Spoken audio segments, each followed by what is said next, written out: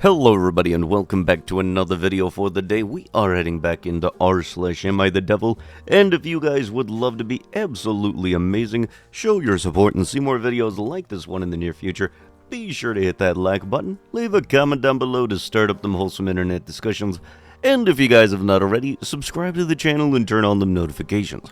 Also, if you guys would like to save 10% on your next order of gamer subs, use code Tommy at checkout, or click the link down below. It'll automatically apply the discount to your transaction, and it helps support the channel. Thank you. Am I the a-hole for unable to board a plane 2 minutes after the doors close?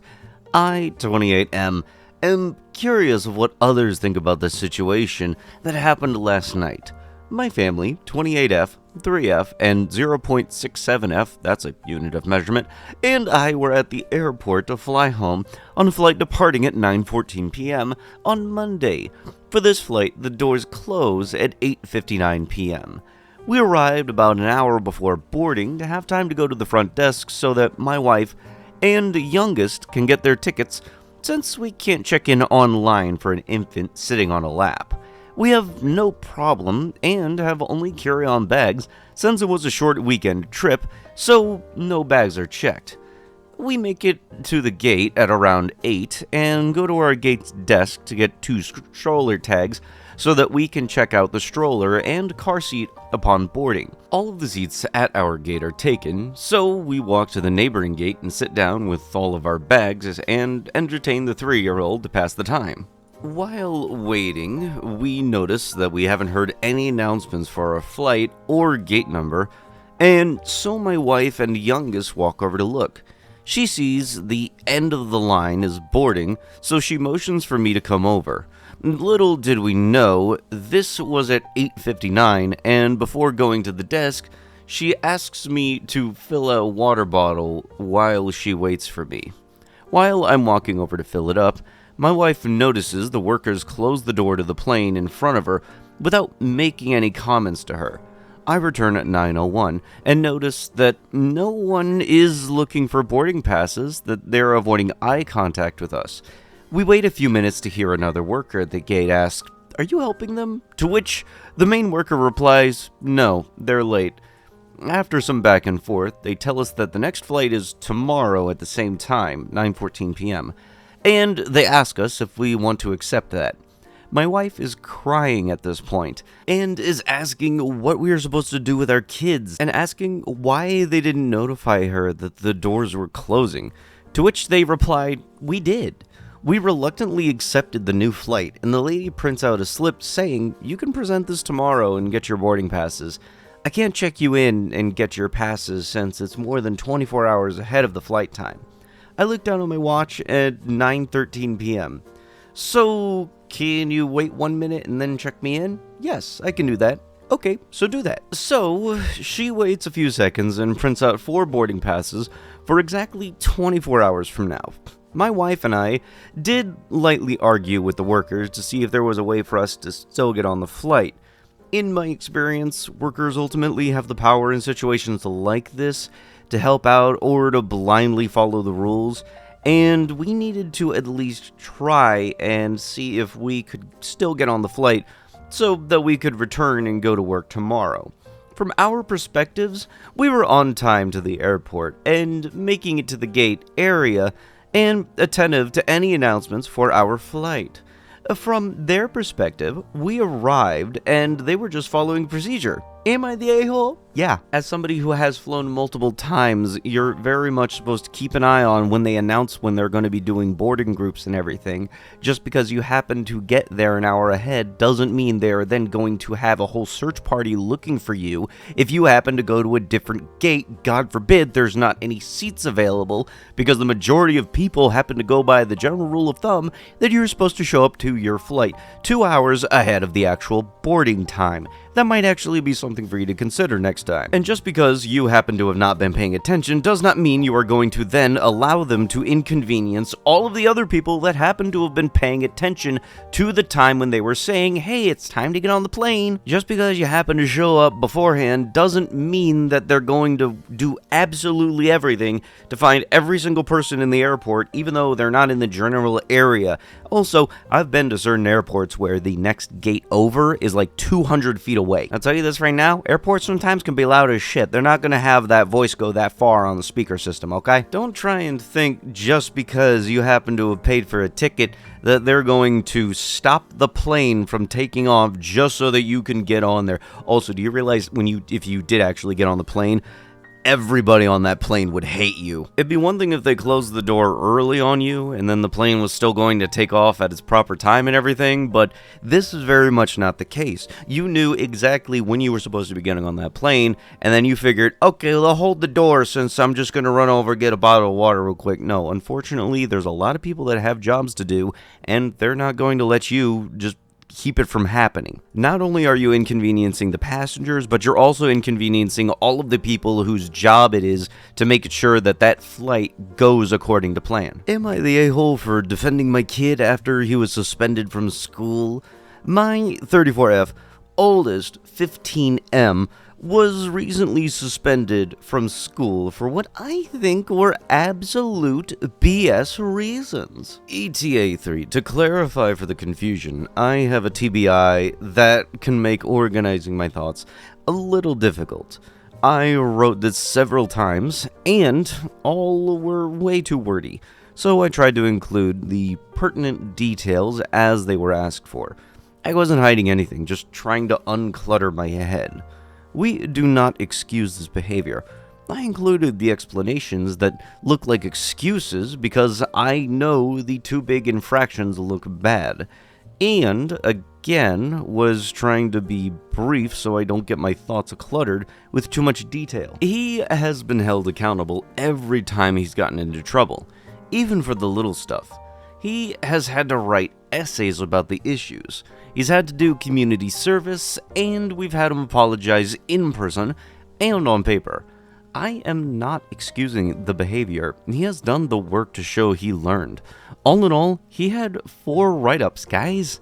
Even after this situation, we had punished him until he saw the snaps of his friends telling him about the other boy taking credit for putting it in the toilet. ETA 2. His nuisance behavior has mostly been mild, with cursing and sleeping in class. He has had 2 major incidents, both of which we were supportive of the school, and had consequences at home. 1. He had possession of a vape, and says that he was holding it for a friend who would have gotten in more trouble. 2. He made threats. He was trying to joke with a boy in one of his classes who he was friendly with but not close. He said, "I'm gonna Swiss cheese ya, bro," and then proceeds to have a normal conversation with the boy afterwards. The kid didn't know him super well, and just in case wanted an adult to know. My son felt really bad about that the boy might have felt even kind of scared, which he assured the school resource officer and vice principal that he wasn't. He wrote the boy a letter with everything. ETA doesn't know what he did. With the shirt, he just lost it. Another boy, who was also in the bathroom, has said that he did it. No one wants to tell on him and be a snitch, though included my son. It's a small school, and we are new to the community. Principal made it clear that he thought we came from a large inner city to this quiet county town, which isn't true. The school gave the kids free t-shirts as an end-of-the-year thing. What is most likely my son's ended up in the toilet of one of the boys' bathrooms. The school has video of him going into the bathroom around the time they think that it happened, and the last time he was seen on camera with it was a little bit before it happened. There were a lot of other students who were also in the bathroom at the time, both before and after my son went in. Son swears he absolutely did not do it, and I am inclined to believe him. He's been trying to stay out of trouble as of late, and while he can be a nuisance, he's not destructive. and I think it's way more likely that he set it down and forgot about it.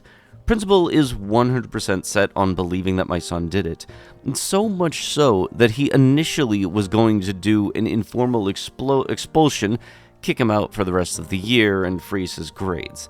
He spoke to my husband initially, who was really angry with the principal, thought the whole thing was really stupid and an overreaction, and talked him down to a suspension that allows him to come back just to take his finals. I think that he shouldn't have been punished at all. The principal has no eyewitnesses and is just going off of it being his shirt. I honestly think it's personal, specifically because he stated, "I think son just wants to make me look silly by having both of you, me and DH, on his side," which I told him was a really weird thing to say. My husband wasn't nice when they spoke, and the principal was passive-aggressive and condescending. I was mostly nice, but made it clear I have a low opinion of his ethics, and how he spends his time as an administrator. To be clear, there was no property damage. The shirt was just in the toilet, not flushed. I also made it clear that even if my son had done it, I don't think this was the situation warranting an expulsion or suspension. Maybe a detention or having to clean the bathroom. So, am I the a-hole? Well, I can tell you this right now, schools don't go to expulsion without any prior stuff unless they are absolutely deranged and nuts. And, yeah, a lot of times schools, very much expulsion is a last-ditch thing when it comes to trying to correct behavior and stuff like that. And it makes me really think that there's something here that you're not stating. Like, you happen to be on a first-name basis with the principal because you've been there 7 times in the past month, kind of familiar. And you also already stated that the kid was caught on camera going into the bathroom around the time that it all happened. If they happen to have gone in with a shirt in their hand and come out without a shirt in their hand, that's going to be probable cause to think that your kid's shirt might be the one that was in the toilet. Can't just pull this whole, "oh, my baby would never" spiel. Hate to break it to you, sometimes your kids are little shits. Like, for example, I've been working in retail, I've had a kid come in, be a little shit, we kick him out, and then they come in with their parent another time, "oh, they're a little darling angel now, aren't they?" Am I the a-hole for publicly shaming my brother after he skipped my wedding to play video games? I, 30F, had my wedding a few weeks ago. To my wonderful husband. We both hate big weddings. So, from the start, we agreed to invite immediate family, close friends, and nobody else. The guest list turned out to be less than 20 people total. The only person who ended up not making it was my younger brother, 17M. My parents said that he had gotten sick the night before, and while I was obviously upset, it made sense, and I felt bad for him. The wedding was still wonderful, and I probably wouldn't have remembered he wasn't there if he really had just been sick that day. It wasn't until a week ago that my husband said that he had to talk to me about something, and admitted everything. My brother does Twitch streaming, just playing games with friends, and my husband follows him because he plays games too. My husband told me that during the wedding, he got a notification on his phone that my brother had gone live and started streaming. He hadn't known how to tell me, or if he should tell me. He didn't want to ruin how happy I was all day, but he hated the idea of helping my brother keep a secret. At first, I was willing to believe that it was some kind of mistake, but he pulled up a video of my brother playing some game that day. My husband explained that the game was an alpha test, that not everyone could play, and there was only a few days of it. Even now, I'm so upset about it. I always thought my brother and I were fairly close, and the fact that he's not only skipped out on the most important day of my life, but lied about it is so unbelievably heartbreaking. I immediately called my parents, and he admitted to them that he lied. He was in major trouble with them, but I was just so angry about it that I did something I probably shouldn't have. I went on Facebook and made a post about it, calling him a lot of very mean things, and explaining how hurtful it was that he didn't even think that I was important enough to be honest to. I also admit that I had picked him up from a party last year after he lied to our parents about it, and that he had been drinking there. I took the post down the next morning, but the damage was already done. The entire family is arguing about it now, and it's making what should be the first few weeks of the rest of my life so stressful. My parents are furious with me for making it a public issue, and with him for how much he lied. And the extended family is split down the middle on whether I'm being rude or by making this public, or if he's a little jerk that deserves this. I know I shouldn't have made the post, but I can't bring myself to regret it, knowing that my own brother that I helped raise couldn't be bothered to show up for one day hurts so much, and I think he could stand to be humbled. At the same time, the entire family is in a tailspin about it, and I can't help but feel like I made this into a much bigger problem than I needed to be. So, am I the a-hole? Yes, even though they weren't a saint in their own thing either by lying in order to stay home and play video games, you making it a public thing and bringing random people into the view of what's going on is not something that's good for you to do either. Yes, it was bad that they lied just so that they can go home, be at home playing the alpha of whatever video game was going to be coming out, but at the same time, putting them just full on blast on Facebook for random people to see is not a good thing for you to be doing either. My 37M, wife 36F, wants me to leave because I keep avoiding hard conversations. My wife and I have had a rocky marriage for the last 16 years, mainly because of some situations I have caused.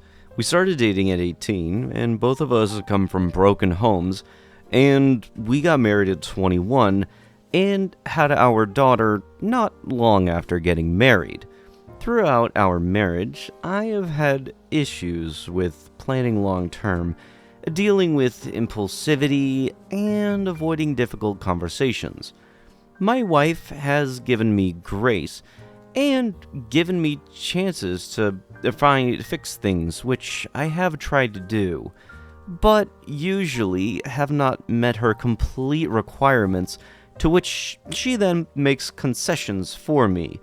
It has also always been really important to my wife that we move out of our hometown, and it is sometimes that we have planned to do since we got together, but has always fallen through, especially because of my lack of planning or effort. Now, my work is relocating us across country in a few months, and I have let plans fall behind.